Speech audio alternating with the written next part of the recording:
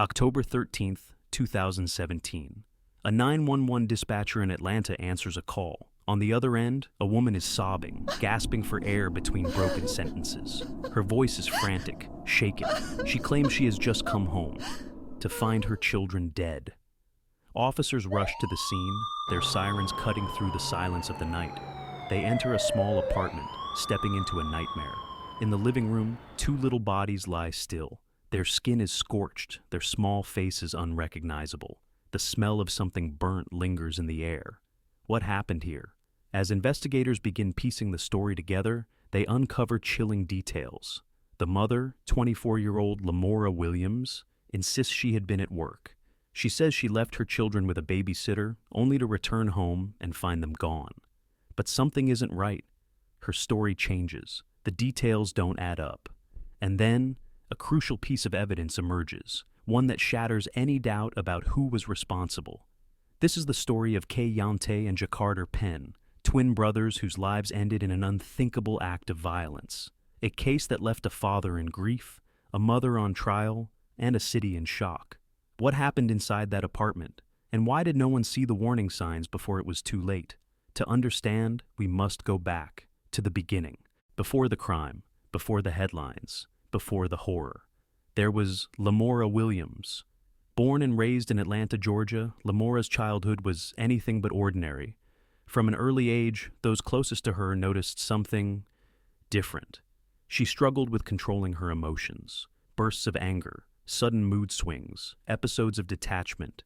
Her own mother, Brenda Williams, would later say that she believed something was deeply wrong with her daughter. Brenda claimed Lamora showed signs of mental illness as a child. She struggled to connect with others. She lashed out, sometimes in ways that seemed unprovoked. And as she grew older, those tendencies only worsened. But in a world that often overlooks struggling children, Lamora's problems went untreated. There was no diagnosis, no intervention, no help. By the time she reached adulthood, the cracks had widened. And then, life handed her more than she could handle. Lamora became a mother at a young age. First one child, then another. And by 2016, she had 4 children to care for, including twins, Kayonte, and Jakarta. Parenting is difficult under the best circumstances. But for Lamora Williams, it was nearly impossible. She had no support, no stable job, no money, and then the final blow. Jamil Penn, the father of her children, left the relationship. Now, Lamora was alone. Single motherhood, poverty, mental instability. It was a pressure cooker waiting to explode. And in October of 2017, it did. October 13th, 2017. A quiet night in southeast Atlanta. But inside a small apartment on Howell Place, something unspeakable had already happened. At 11:30 p.m., a call comes into 911. The voice on the line is panicked, frantic. It's Lamora Williams. She tells the dispatcher that she has just come home and found her children dead. She is sobbing. Her words are erratic. But it's what she says next that sends chills down the spine of investigators. When I came in, the stove was laying on my son, on my youngest son's head, and my other son was laid out on the floor with his brains laid out on the floor. I don't know what to do. I just came home from work. The dispatcher presses her for details. How long had she been gone? Who was watching the children? Lamora hesitates, then claims she had left them with a babysitter. But when she returned, the babysitter was gone and her sons were dead. Within minutes, officers arrive at the scene. They step inside the apartment and are met with a scene they will never forget. 2 children, 1 year old, barely toddlers. Their bodies are burned. The smell of something scorched still lingers in the air. The kitchen is in disarray, and in the middle of it all, an overturned oven. Lamora is hysterical. She insists she had nothing to do with it, that someone else was responsible. But as officers begin their investigation, a new piece of evidence emerges, one that will change everything. Another call had been made that night, not to 911, but to Jamil Penn, the twins' father. It was a video call, and what he saw on his screen was something no parent should ever witness. She video called me and showed me this, and I seen it, Jamil would later tell investigators. I think they're really dead. The evidence is stacking up. The inconsistencies in Lamora's story are becoming harder to ignore, and as investigators piece together the timeline, one chilling possibility becomes clear. Did Lamora Williams really just come home to find her children dead? Or had the truth been horrifying? And had she been living with it for hours? The call from Lamora Williams was disturbing. Her voice was frantic, her words chaotic. But investigators were trained to listen beyond what was being said, to the details, the inconsistencies, the things that didn't quite add up. And from the very beginning, nothing about her story made sense. She claimed she had left the children with a babysitter from noon until late that night, that she had come home from work, stepped inside her apartment, and found her babies dead. But detectives couldn't ignore the fact that there was no evidence of a babysitter, no signs that anyone else had been inside the apartment that day. Then came the timeline. Forensic examiners estimated that the boys had been dead for hours before Lamora ever picked up the phone to call 911. In fact, evidence suggested that the children had been killed sometime between Thursday night and early Friday morning, long before she claimed to have discovered them. But there was something else, something that turned the case from suspicious to undeniable: Jamil Penn. Earlier that evening, hours before Lamora dialed 911, she had made another call, this time to Jamil, the father of her children. It wasn't a plea for help. It wasn't even a warning. It was a video call. And what Jamil saw on his screen was something that would haunt him forever. His twin sons, lifeless, motionless, their small bodies burned. The call ended. Stunned, panicked, Jamil immediately dialed 911, his voice shaking as he told the dispatcher what he had just witnessed. With this, Lamora's version of events collapsed. Police took her into custody, and soon the charges began stacking up. 2 counts of murder, 4 counts of felony murder, 2 counts of aggravated assault, 2 counts of cruelty to children in the first degree, 2 counts of concealing the death of another, and 1 count of giving a false statement. Her defense? She didn't do it. Lamora insisted she had come home to find the children dead, that someone else had to be responsible, that she had no memory of harming them.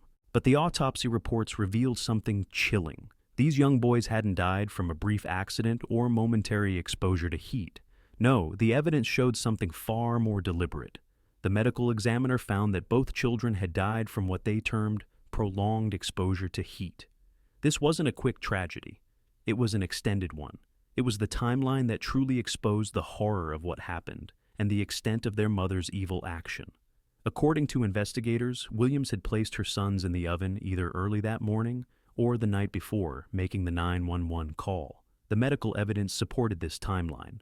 Experts testified that the degree of burns found on the children would have required an extensive amount of time to develop. Williams' story began to unravel further when investigators looked into her claims about childcare. She had initially suggested the children had been left with a caregiver, but detailed police work revealed this to be false. There was no caregiver. There was no accident. There were only 2 young boys who suffered an unimaginable fate. The physical evidence painted a clear picture, one that directly contradicted the story of a tragic accident. The overturned oven, the prolonged exposure, the false statements about a caregiver, piece by piece, investigators assembled the truth of what happened in that apartment. Each piece of evidence, each forensic finding, each inconsistency in Williams' story built toward an inescapable conclusion. The burns weren't from a momentary tragedy. The medical examiner's report was clear. These injuries took time, the kind of time that spoke to deliberate actions, not accidents. Her mother, Brenda Williams, would later tell reporters that her daughter had battled mental illness for years, that she had struggled with violent tendencies, that she had snapped after her breakup with Jamil. The halls of the Fulton County Courthouse would become the setting for one of Atlanta's most heartbreaking cases. Lamora Williams faced the most serious charges possible: 2 counts of murder in the deaths of her sons, Ja Carter and Keontae Penn. The prosecution's case was built methodically, piece by devastating piece. As the trial began, they presented evidence that would paint a clear picture of what happened on that fateful day. The 911 call, made by Williams herself, became a crucial piece of evidence. The recording revealed inconsistencies that would later prove significant. But it was the medical examiner's testimony that brought the courtroom to a haunting silence. Through detailed forensic evidence, they explained how the boys' injuries couldn't have been accidental. The burns on their small bodies told a story of prolonged suffering, injuries that experts testified would have taken considerable time to inflict. The state brought forward police officers who were first on the scene. Their testimony described what they found in that apartment: the overturned oven, the tragic discovery of the children, and the inconsistencies in Williams's initial statements about a supposed caregiver. As the trial progressed, the prosecution systematically dismantled Williams's defense. There was no caregiver, as she had claimed, no accident that could explain what happened. Instead, investigators had uncovered evidence of premeditation, actions that required conscious decisions and time to carry out. Crime scene investigators took the stand, presenting physical evidence collected from the apartment. They detailed how the position of the oven and the pattern of burns aligned with the prosecution's timeline of events. Each piece of evidence, each witness testimony, added another layer to the state's case. The defense faced an uphill battle against the overwhelming physical evidence and expert testimony. The forensic findings were unequivocal. These deaths were not accidental. The degree of burns, the timeline established by medical experts, all pointed to deliberate actions. In the end, the evidence presented in that courtroom left little room for doubt. The jury would have to weigh the horrific details of how 2 young lives were cut tragically short and determine the consequences for the person responsible for their care, their own mother. After deliberation, the verdict was announced: guilty on all charges. For the murder of her own children, Lamora Williams was sentenced to life in prison without parole, plus 35 additional years. As the courtroom emptied and the news cameras clicked, one question remained: was this a crime of insanity? A woman broken by the weight of single motherhood, pushed past her limits? Or had there been warning signs all along, signs that were ignored until it was too late? Because now, no matter the answers, one fact remained: Kayonte and Jacarter Penn were gone, and nothing could bring them back. The weight of grief is something no parent should have to bear, but for Jamil Penn, the father, the pain was unimaginable. He had lost his sons, not to an accident, but to the one person who was supposed to protect them. In the days after their deaths, Jamil spoke publicly, his voice heavy with sorrow. He had loved his boys. He had watched them take their first steps, heard their first words, and now they were gone. "I never thought something like this could happen," he said. "I just want my kids back." But there was no going back, no way to rewrite the past. The only thing left was the question: why? Why had no one stepped in? Why had the signs been ignored? Why had 2 innocent lives been lost when they could have been saved? This case may just be more than one mother and her crime. It could be something else entirely, maybe a mental health crisis that had been overlooked, a lack of intervention for a woman who had been spiraling for years, a child protection system that had failed 2 defenseless boys when they needed it most. Kayonte and Jacarter didn't have to die.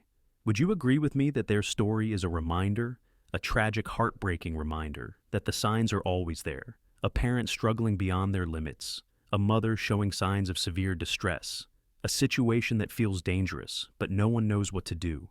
The hardest truth is that tragedies like this don't happen in isolation. They happen when warning signs are ignored, when help is unavailable, when suffering is left unchecked until it turns into something monstrous. So, we have to ask ourselves, how many more children have to be lost before we pay attention? Because for Kayonte and Jacarter, the warning signs came too late. But maybe, just maybe, for another child out there, it's not too late yet.